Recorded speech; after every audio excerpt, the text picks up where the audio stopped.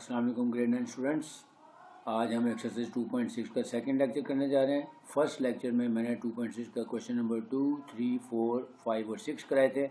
वो सब तकरीबन शॉर्ट क्वेश्चन थे बाय नेचर। आज हम क्वेश्चन नंबर 7 करने जा रहे हैं। इसके 3 पार्ट्स हैं और ये लॉन्ग क्वेश्चन में आते हैं। तो आसान तरीका है, इसका आपको तरीका जो स्लाइड स्टार्ट कर लेते हैं। Exercise 2.6 real and complex number chapter का नाम है और question number 7, solve the following simultaneous equation है। जैसे हमने पहले पढ़ा था कि जो साइमल्टेनियस इक्वेशन होती हैं उसको हम लीनियर इक्वेशंस को सॉल्व करने के लिए क्रैमर रूल या इन्वर्जन मेथड वगैरह करते थे, लेकिन ये क्योंकि कॉम्प्लेक्स नंबर से रिलेटेड है तो इसमें एक्स और वाई की वैल्यूज़ निकालने के लिए हम पहले सबसे पहले क्या करेंगे, उनको स्टैंडर्ड फॉर्म में लाएंगे। स्टैंडर्ड फॉर्म में लाने के बाद उसको अलग अलग करने के बाद एक्स और वाई की फॉर्म में लाने के बाद देखेंगे कि हमने इसको क्रैमर रूल से करना है या किसी और मेथड से करना है। Part number 1, 2 - 3 iota into x plus y iota is equal to 4 plus iota. अब देखें ये राइट हैंड साइड पे स्टैंडर्ड फॉर्म में आपको पता है कि स्टैंडर्ड फॉर्म होती है a प्लस बी आयोटा। यानी अगर किसी भी इक्वेशन में क्वेश्चन नंबर 5 जो एक्सरसाइज 2.5 और 2.6 का जो पहला लेक्चर था उसमें मैंने बताया था कि जब भी किसी कॉम्प्लेक्स नंबर को हम देखते हैं तो उसको हम सबसे पहले स्टैंडर्ड फॉर्म में लिखते हैं कि ये पहला रियल पार्ट होता है जिसमें आई नहीं है और ये इसका इमेजिनरी पार्ट है, यानी इसका आई का कोफिशिएंट, यानी 4 + 1 आयोटा लिखा हुआ है, ये स्टैंडर्ड फॉर्म है। अब जो लेफ्ट हैंड साइड पे ये प्रोडक्ट है दो डिफरेंट किस्म के कॉम्प्लेक्स नंबर्स का, तो इनको भी पहले सिंप्लीफाई करके इसको स्टैंडर्ड फॉर्म में लाएंगे। यानी तरीकाकार क्या है कि जब भी हमने दोनों इक्वेशन को सॉल्व करना है तो लेफ्ट और राइट पे दोनों को पहले कॉम्प्लेक्स नंबर की स्टैंडर्ड फॉर्म में लाना है और फिर क्वेश्चन आसान हो जाएगा। तो ये देखें यहाँ पे 2 - 3 आयोटा एक्स प्लस वाई इन दोनों का प्रोडक्ट ले लेते हैं। तो प्रोडक्ट लेने का वही तरीका, पहले 2 से इन दोनों को मल्टीप्लाई करेंगे, फिर -3 आयोटा से एक्स प्लस वाई को मल्टीप्लाई करेंगे। तो पहले ये देखें 2 को x से मल्टीप्लाई किया तो 2x आ गया, फिर प्लस 2y आयोटा आ गया, फिर -3 आयोटा को जब x से मल्टीप्लाई किया तो आ गया -3x आयोटा, फिर माइनस प्लस माइनस 3y और आयोटा को आयोटा से मल्टीप्लाई कर आयोटा स्क्वायर आ गया is equal to 4 plus iota. अब आपको पता है कि जब भी आयोटा स्क्वायर आ जाता है तो उसकी जगह हम हमेशा -1 पुट कर देते हैं। तो 2x + 2y iota as it is आ जाएगा, -3x आयोटा भी ऐसे ही आ गया और -3y इंटू -1 आ गया is equal to 4 plus iota. अब देखें यहाँ से हम क्या करेंगे, स्टैंडर्ड फॉर्म में बनाने के लिए क्या करेंगे, जो रियल पार्ट है उसको अलग कर लेंगे। अब रियल पार्ट में देखेंगे 2x है और ये माइनस प्लस 3y, यानी 2x + 3y रियल पार्ट हो जाएगा और ये 2y आयोटा और -3x आयोटा ये हमारा इमेजिनरी पार्ट बनेगा। जैसे यहाँ से हम रियल और इमेजिनरी पार्ट को अलग कर लेते हैं। तो 2x और +3y को अलग ब्रैकेट में लिख लेंगे, 2x + 3y। अच्छा ये पहले मैंने इसको एक्सपेंड किया है, यानी 2x + 2y iota -3x iota minus plus 3y आ गया। अब यहाँ से हम ये रियल पार्ट को अलग कर लेंगे, 2x + 3y को। देखें 2x + 3y ये हमारा रियल पार्ट हो गया, फिर प्लस -3x + 2y और ये आयोटा आ गया, ये हमारा इमेजिनरी पार्ट आ गया। हमेशा याद रखना है x क्योंकि पहले आता है तो पहले आपने x लिखना है, क्योंकि जब हमने क्रैमर रूल लगाना होता है तो उसके लिए सीक्वेंस में होना ज़रूरी है, यानी x हमेशा पहले होना चाहिए, y हमेशा बाद में होना चाहिए। अब हम लिखेंगे बाय कंपेयरिंग बोथ साइड्स। देखें राइट हैंड साइड पे 4 प्लस आयोटा स्टैंडर्ड फॉर्म हो गई और लेफ्ट हैंड साइड पे 2x + 3y ये हमारा रियल पार्ट हो गया और -3x + 2y हमारा इमेजिनरी पार्ट हो गया। तो बाय कंपेयरिंग बोथ साइड्स हम रियल पार्ट को रियल पार्ट के इक्वली कर देंगे, यानी 2x + 3y को हम 4 के इक्वल पुट करेंगे और -3x + 2y को आयोटा का जो कोफिशिएंट है यानी 1 के इक्वल पुट करेंगे। दूसरी बात आपने याद रखनी है कि जब भी हमने रियल पार्ट और इमेजिनरी पार्ट को अलग करना है, अगर इसमें दोनों वेरिएबल्स हैं यानी x और y और इसमें भी देखें x और y, तो हम हमेशा इसको लीनियर इक्वेशन की तरह सॉल्व करेंगे। और इसका आसान तरीका यही है क्योंकि बच्चों को क्रैमर रूल तकरीबन सब बच्चों को आता है, तो यहाँ पे मैं इसको आपको क्रैमर रूल से ही सॉल्व करना सिखाऊंगा। देखें बाय कंपेयरिंग बोथ साइड्स, अब रियल पार्ट हमारा 2x + 3y इसको पुट कर दें इक्वल टू 4 और इमेजिनरी पार्ट हमारा -3x + 2y इसको आयोटा, यानी ये आयोटा का कोफिशिएंट है तो यहाँ पे आयोटा का कोफिशिएंट है 1, उसको 1 के इक्वल पुट कर दें। So 2x plus 3y is equal to 4 and minus 3x plus 2y is equal to 1 आ गया। अब यहाँ पे देखें ये दो साइमल्टेनियस इक्वेशन बन गई। अब इनको सॉल्व करने के लिए हम यहाँ पे क्रैमर रूल लगा सकते हैं। तो नेक्स्ट पेज पे चलते हैं, नेक्स्ट स्लाइड खोल लेते हैं। दोनों इक्वेशन को पहले दोबारा लिख लिया, 2x plus 3y is equal to 4 and minus 3x plus 2y is equal to 1। अब यहाँ पे हम क्रैमर रूल लगा देंगे यूजिंग क्रैमर रूल। अब उसके लिए आपको पता है कि 3 डिटरमिनेंट्स बनेंगे। पहले हम a का डिटरमिनेंट बनाएंगे यानी x और y के कोएफिशिएंट्स की मदद से। तो x के कोएफिशिएंट है 2 और माइनस 3 और y के हैं 3 और 2। ये हमारा a डिटरमिनेंट बन जाएगा। Let a determinant is equal to 2, 3, minus 3 and 2। ये देखें ये x के कोएफिशिएंट आ गए 2 और माइनस 3 और ये y के कोएफिशिएंट्स आ गए 3 एंड 2। अब आपको पता है इसको सॉल्व करने के लिए क्रॉस प्रोडक्ट करेंगे। पॉइंटर चेंज कर लेता हूँ। अब यहाँ से हमने क्रॉस प्रोडक्ट का रूल अप्लाई करना है डिटरमिनेंट को सॉल्व करने के लिए, यानी इस 2 को इस 2 से मल्टीप्लाई करेंगे और इस 3 को इस माइनस 3 से मल्टीप्लाई करेंगे। देखें 2 इंटू 2 माइनस फार्मूले का, फिर 3 या माइनस 3 इंटू 3। अब देखें इसको हम सिंप्लीफाई कर लेंगे, 2 2 4 हो जाएगा और माइनस माइनस प्लस 3 3 9, तो 4 प्लस 9 13 आ गया और which is not equal to 0। इसको आपको पता है क्रैमर रूल के लिए ए डिटरमिनेंट का नॉन सिंगुलर होना कंडीशन है। अगर नॉन सिंगुलर नहीं होगा तो हम इसको सॉल्व नहीं कर सकते। अब हम ए एक्स का डिटरमिनेंट बनाएंगे। अब ए एक्स का जब डिटरमिनेंट बनाएंगे तो आपको बताया था कि आपने एक्स के कोएफिशिएंट्स की बजाय यानी पॉइंटर चेंज कर, जब हम ए एक्स का डिटरमिनेंट बनाएंगे तो देखें एक्स के कोएफिशिएंट हैं 2 और माइनस 3, इसकी जगह हम ये 4 और 1 पुट कर देंगे तो ये हमारे एक्स के कोएफिशिएंट आ जाएगा और वाई के कोएफिशिएंट अपनी जगह ही रहते हैं। तो अब हम ए एक्स का डिटरमिनेंट बना लेते हैं। Determinant of A x is equal to 4, 3, 1 and 2। अब ये क्या किया मैंने कि यहाँ पे x के कोएफिशिएंट की जगह जो पहला कॉलम था x के कोएफिशिएंट की जगह देखें ये 4 और 1 पुट कर दिया और y के कोएफिशिएंट 3 और 2 वैसे रहे और फिर आगे अगेन क्रॉस प्रोडक्ट करेंगे। 4 को 2 से मल्टीप्लाई किया 8 और 3 को 1 से मल्टीप्लाई किया 3 और बीच में माइनस का साइन, तो 4 2 8 माइनस 3 आ जाएगा 5। अब हम ए वाई का डिटरमिनेंट बनाते हैं। अब उसमें y के कोएफिशिएंट जो है यानी 3 और 2 इसकी जगह हम ये 4 और 1 पुट कर देंगे और x के कोएफिशिएंट अपनी जगह पे देंगे। ये देखें x के कोएफिशिएंट आ गए 2 और माइनस 3 जो ये वाले थे हमारे, और ये y की जगह हमने ये 4 और 1 के कोएफिशिएंट्स पुट कर दिए 4 एंड 1। अब यहाँ से क्रॉस प्रोडक्ट किया 2 1 2 माइनस 4 इंटू माइनस 3 यानी माइनस माइनस प्लस हो जाएगा, तो 2 प्लस 4 12 करेंगे तो 14 आ जाएगा। अब आगे फार्मूला है कि x का फार्मूला आता है ए एक्स, यानी ए एक्स के डिटरमिनेंट का आंसर ले लेंगे और ए डिटरमिनेंट का आंसर इसकी रेशियो ले लेंगे। So x is equal to determinant of A X divided by determinant of A या ए डिटरमिनेंट। अब ए एक्स का आंसर था हमारे पास 5 और ये था डिटरमिनेंट का 13, तो 5/13। इसी तरह y के लिए लिखेंगे determinant of A Y divided by determinant of A. अब ए वाई का हमारा आंसर था 14, तो 14 डिवाइडेड बाय 13, तो ये हमारा सॉल्यूशन सेट बन जाएगा। यानी x इज इक्वल टू 5/13 आ गया और y इज इक्वल टू 14/13। यानी बहुत आसान है कि सिर्फ हमने जो आयोटा वाले क्वेश्चन हैं उसको पहले स्टैंडर्ड फॉर्म में लाना है, 2 इक्वेशन बना देनी है।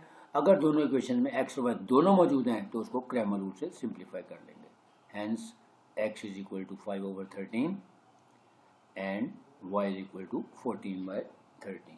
ये हमारा सॉल्यूशन सेट आ गया। पार्ट नंबर 2,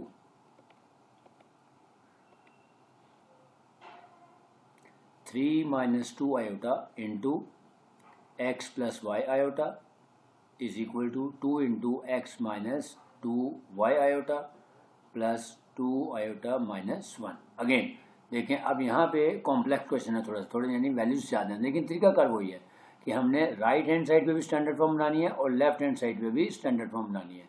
तो x और y वाली सारी वैल्यूज़ को हम लेफ्ट पे ले जाएंगे और जो कांस्टेंट और नंबर्स हैं उसको हम राइट पे कर देंगे। पहले हम इसको मल्टीप्लाई करेंगे, यानी इस 3 से पहले मैं दोनों को मल्टीप्लाई करूँगा 3x और 3y आयोटा, फिर -2 से दोनों को मल्टीप्लाई करूँगा और फिर इस तरह राइट हैंड साइड पे इस 2 को x से मल्टीप्लाई करूँगा और 2 को 2y से, और फिर उसको एक्सपेंड करने के बाद फिर हम लेफ्ट साइड पे और राइट साइड पे इकट्ठे करेंगे। देखें 3 को x से मल्टीप्लाई किया 3x आ गया प्लस 3y आयोटा, फिर माइनस 2 इंटू एक्स किया तो माइनस 2x आयोटा, फिर minus plus minus 2y iota square आ गया।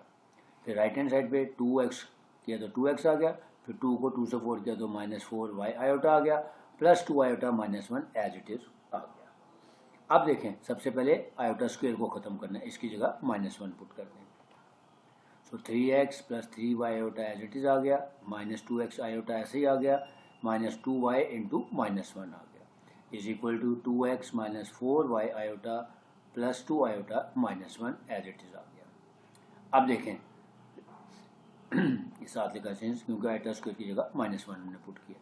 अब हमने क्या करना है कि x और y को सबको लेफ्ट पे इकट्ठा कर लेना ताकि आसान हो जाए हमारे काम। तो देखें जी ये 3x plus 3y iota minus 2x iota as it is आ गया, फिर माइनस माइनस प्लस 2y हो गया, फिर is equal to 2x minus 4y iota plus 2 iota minus 1 as it is आ गया। अब ये वाला जो 2x और माइनस 4y आयोटा इसको भी हम लेफ्ट साइड पे ले आते हैं, यानी और फिर वहाँ से रियल पार्ट और इमेजिन पार्ट को अलग अलग करेंगे। ये देखें अब रियल पार्ट में मैंने लिखा 3x, फिर ये माइनस 2x, यानी ये जो प्लस 2x था ये इधर आके माइनस 2x हो गया, और ये प्लस 2y ये भी आ गया क्योंकि रियल पार्ट है, क्योंकि इसमें आयोटा नहीं था। प्लस अब इमेजिनरी पार्ट में देखें माइनस 2x, क्योंकि मैंने कहा x पहले आता है हमेशा वो पहले लिखना है, फिर ये प्लस 3y, और फिर इधर से जो माइनस 4y आयोटा था जब इधर आएगा तो लेफ्ट हैंड साइड पे तो ये प्लस हो जाएगा, तो प्लस 4y और आयोटा अलग कर दिया। अब यहाँ से देखिए 3x माइनस 2x करेंगे तो आ जाएगा x प्लस 2y, और यहाँ से माइनस 2x और 3 प्लस 4 करेंगे तो plus 7y। So minus 2x plus 7y iota is equal to minus 1 plus 2 iota. अब अगेन यहाँ पे मैंने क्या किया कि रियल पार्ट को पहले लिखा और इमेजिनरी पार्ट को बाद में लिखा था कि स्टैंडर्ड फॉर्म आ जाए। अब देखें दोनों साइड पे हमारी स्टैंडर्ड फॉर्म बन गई, यानी इसका रियल पार्ट आ गया x प्लस 2y प्लस इसका इमेजिनरी पार्ट आ गया माइनस 2x प्लस 7y, और इसका रियल पार्ट आ गया माइनस 1 और इसका इमेजिनरी पार्ट आ गया 2। अब दोनों को कंपेयर करने के बाद इक्वल पुट कर देंगे। So x plus 2y is equal to minus 1, ये रियल पार्ट आ गया, और इमेजिनरी पार्ट में minus 2x plus 7y is equal to 2 लिख देंगे। अब देखें अगेन x और y दोनों दिए में, तो इसका मतलब इसके ऊपर क्रैमर रूल लगा लेंगे। यूजिंग क्रैमर रूल अब पहले a डिटर्मिनेंट बनाएंगे, let a determinant is equal to x और y के कोफिशिएंट लिखेंगे, यानी 1 और माइनस 2, और y के कोफिशिएंट्स हैं 2 और 7। ये देखें x के कोफिशिएंट आगे 1 और माइनस 2 और y के आगे 2/7। अब यहाँ से क्रॉस प्रोडक्ट करते हैं,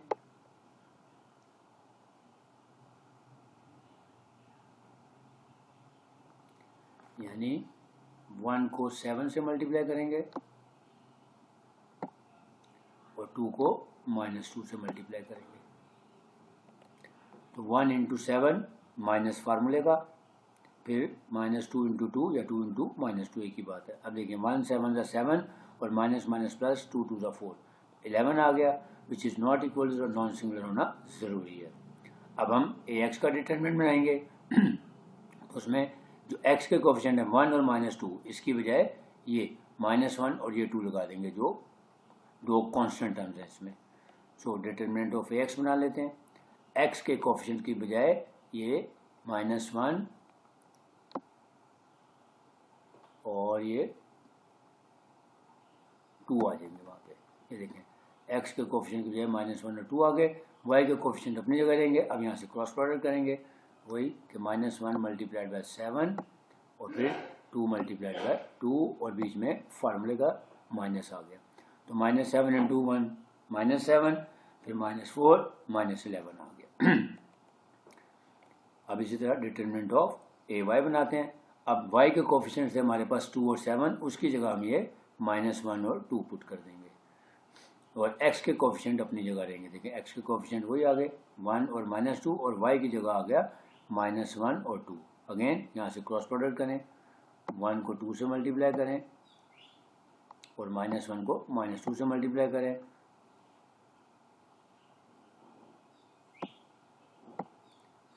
तो ये आ जाएगा हमारे पास आंसर आ गया 0, यानी 2 1 2 और फिर क्योंकि 3 साइन है नेगेटिव के तो minus plus minus minus plus और फिर प्लस माइनस माइनस हो जाता है, तो उसका आंसर आ गया 0। अब हम रेशियो लिख लेंगे। So x is equal to determinant of ax divided by determinant of a। तो डिटर्मिनेंट ऑफ ax की वैल्यू है हमारे पास -11। ये देखें, ये डिटर्मिनेंट ऑफ a की वैल्यू -11 है, तो -11 डिवाइडेड बाय 11 किया तो -1 आ गया। Similarly y is equal to determinant of ay divided by a determinant या डिटर्मिनेंट ऑफ a। अब देखें डिटर्मिनेंट ऑफ ay की वैल्यू हमारी 0 है, वहाँ पुट कर दें, 0/11 यानी 0 आ गया। तो सोल्यूशन सेट आ गया हमारा, x is equal to -1 and y is equal to 0। Last part, 3 + 4 iota का whole square -2 into x minus y iota is equal to x + y iota. अब देखें यहाँ पे 3 + 4 आयोटा है का होल स्क्वायर है, तो यहाँ पे फार्मूला लगेगा, यानी a + b का होल स्क्वायर, यानी फार्मूला क्या होगा, a² + b² + 2ab, यानी पहले 3 का स्क्वायर लेंगे, फिर प्लस 4 आयोटा का स्क्वायर लेंगे, फिर 2 से दोनों को मल्टीप्लाई करेंगे, यानी 2 इंटू 3 इंटू 4 आयोटा कर देंगे। ये देखिए 3 का स्क्वायर ले लिया, प्लस 4 आयोटा का होल स्क्वायर ले लिया, फिर प्लस 2 टाइम्स 3 इंटू 4 आयोटा, यानी a² + b² + 2ab का फार्मूला, फिर माइनस, अब 2 से इससे दोनों को मल्टीप्लाई, -2x और फिर minus minus plus 2y iota is equal to x + y iota आ गया।